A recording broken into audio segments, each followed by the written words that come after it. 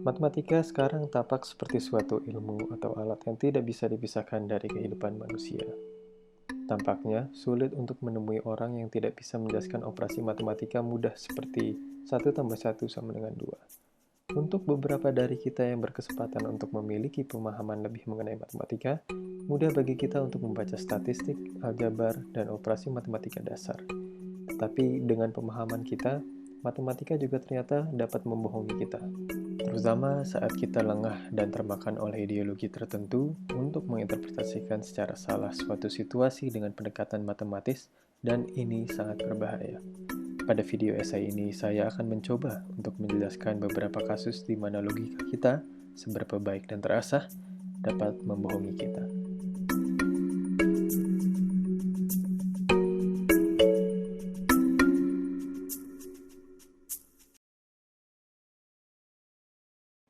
Permasalahan Monty Hall. Permasalahan Monty Hall ini sangat menarik untuk dibahas karena terbukti telah mengoceh orang-orang terpintar di masanya. Bahkan, permasalahan ini juga dijawab secara salah oleh seorang PhD dan peneliti dari Institut Penelitian Angkatan Darat Amerika Serikat, serta fisikawan peraih penghargaan Nobel. Permasalahan Monty Hall itu sendiri dalam bentuk aslinya berbunyi sebagai berikut. Misalkan Anda berada di sebuah acara permainan, dan Anda diberi pilihan 3 pintu. Di belakang satu pintu ada mobil, di belakang yang lain, kambing. Anda memilih pintu, katakan nomor 1, dan tuan rumah yang tahu semua pilihan yang ada di balik pintu, membuka pintu lain, misalnya nomor 3, yang memiliki seekor kambing. Dia kemudian berkata kepada Anda, apakah Anda ingin beralih ke pintu nomor 2? Apakah menguntungkan bagi Anda untuk mengalihkan pilihan Anda? Pada permasalahan ini, kita dapat memahami bahwa kita berada di sebuah permainan di mana kita diberikan 3 pilihan. Di antara pilihan tersebut hanya terdapat satu hadiah, sementara pilihan lain kita bisa asumsikan kosong atau tidak akan memberikan apa-apa bagi kita. Pada awal permasalahan ini, kita diberikan kesempatan untuk memilih satu pilihan. Kemudian, pemandu permainan membuka satu pilihan dan diperlihatkan bahwa pilihan tersebut ternyata kosong. Apakah Anda akan mengganti pilihan Anda? Penalaran kita akan langsung mengatakan bahwa tidak peduli kita berubah pilihan kita atau tidak, karena kesempatan kita untuk mendapatkan hadiah tersebut akan terbagi menjadi 50% untuk masing-masing pilihan. Ternyata tidak. Pada kasus ini, kita dituntut untuk selalu merubah pilihan kita bila kita telah diperlihatkan pilihan yang kosong. Apakah ini disebabkan premis-premis psikologis? Ternyata alasan utamanya adalah probabilitas. Hal ini disebabkan karena kita memiliki kemungkinan yang lebih besar untuk memilih pilihan yang kosong, atau sebesar 2/3 dibandingkan dengan langsung dapat memilih hadiahnya secara benar dengan kemungkinan sebesar 1/3.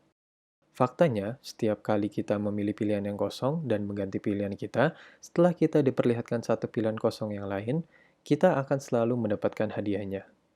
Karena pilihan yang diperlihatkan ke kita tidak mungkin berisi hadiah, maka dengan merubah pilihan kita, kita meningkatkan kemungkinan mendapatkan hadiah tersebut dari 1/3 menjadi 2/3 atau 66,67%, dan bukan 50% yang seperti kita pikirkan sebelumnya.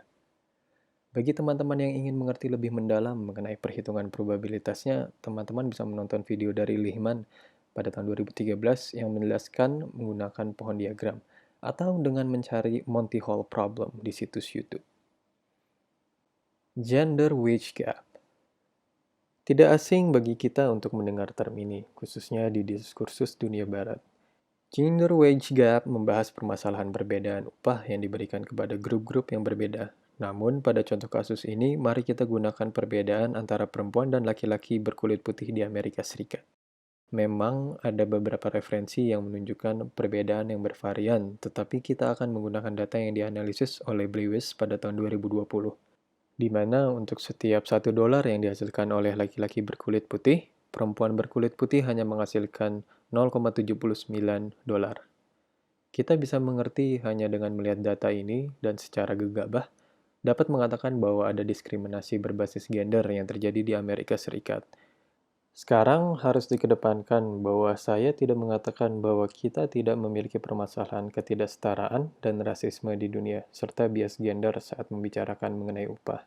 Namun ada masalah saat kita menarik kesimpulan bahwa terdapat diskriminasi terhadap kaum perempuan hanya berdasarkan data tersebut.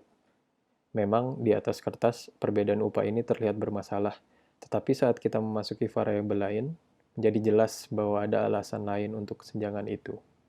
Bila kita menelusurinya lebih kritis, menurut Lewis, kita menemukan bahwa perbedaan upah tersebut disebabkan oleh perbedaan preferensi pekerjaan, durasi kerja per minggu, lama waktu produktif, dan diskriminasi.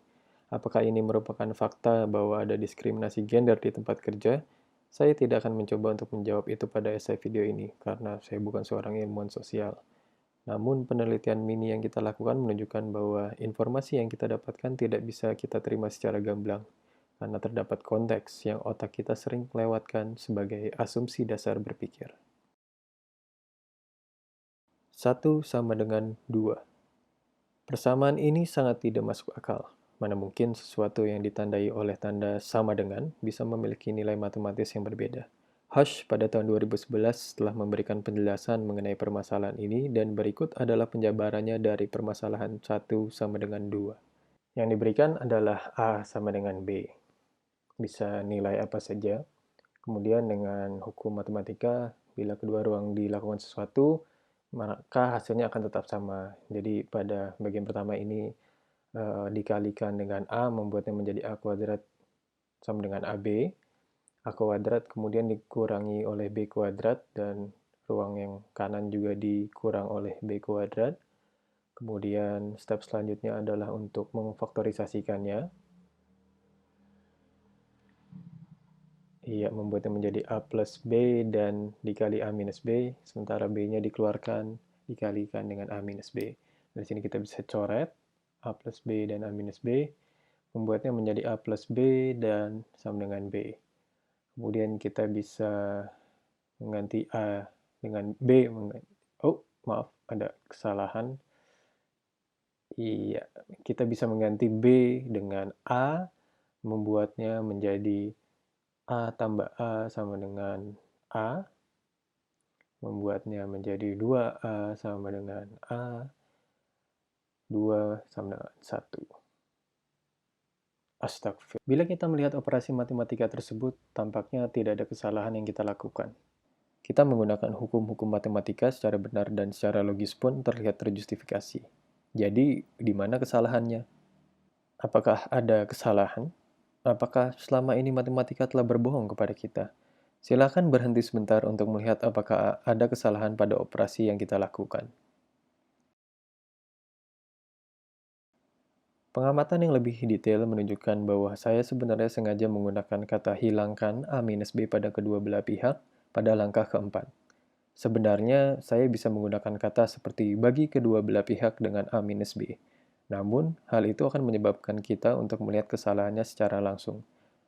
Dengan menggunakan kata hilangkan, kita langsung dengan mudah mencoret variabel A minus B di kedua belah pihak tanpa mempertimbangkan bahwa untuk menghilangkan variabel tersebut, kita harus membaginya dengan variabel dengan nilai yang sama atau variabel itu sendiri, yang di dalam kasus ini adalah variabel A minus B.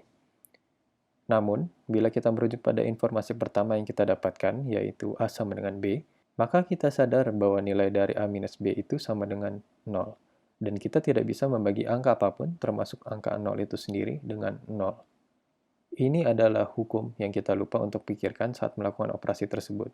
Hush mengatakan bahwa bila operasi ini benar, realitas tidak akan masuk akal lagi bagi manusia. Dari beberapa contoh ini, kita bisa melihat bahwa pemahaman kita bisa secara mudah dikecoh oleh asumsi-asumsi yang tersembunyikan di alam bawah sadar kita. Untungnya, bagi kebanyakan dari kita, ada teman-teman kita yang bisa dapat mengidentifikasi dan membantu mengingatkan kita saat kita melakukan kesalahan berpikir. Sesuatu yang sangat mendasar pun, seperti matematika, dapat menjadi topik pembahasan yang konstruktif untuk pemahaman kita mengenai realitas.